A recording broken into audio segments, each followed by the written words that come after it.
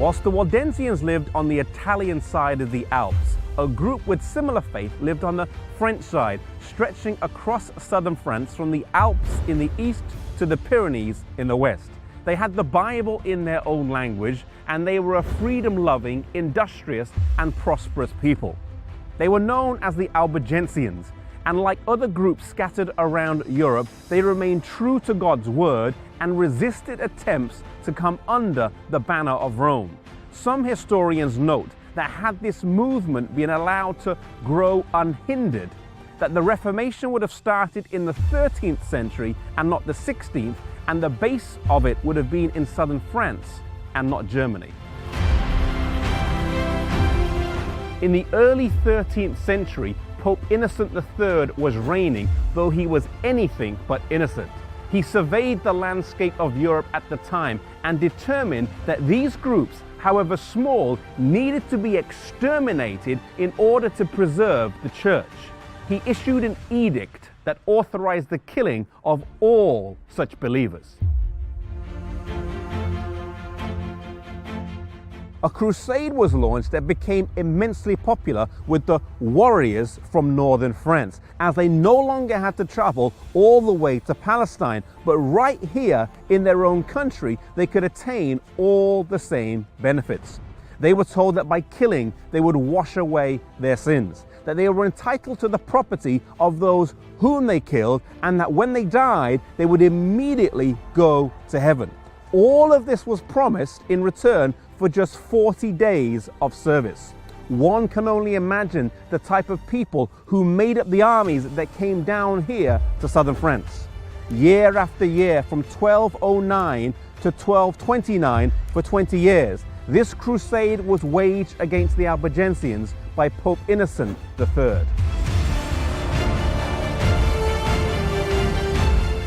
During the first season, the Crusaders attacked and conquered the city of Toulouse. They then made their way south in July of 1209 to the city of Béziers. As the forces were gathering around the city in large numbers, the men made a rush to attack them before they had a chance to fortify the camp. It was in vain though, and the assault was repelled. As they hurried back to the city, the Crusaders mingled with the citizens and made their way into the city before they had a chance to close the gates. There was now a problem. What would they do? There were Catholic Crusaders in the city alongside the Albigensians. Upon consulting the papal legate, the reply was given: kill all, the Lord will know his own.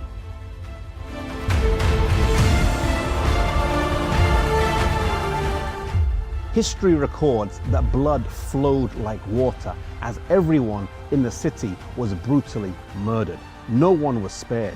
Even those who sought refuge in the church were cut down.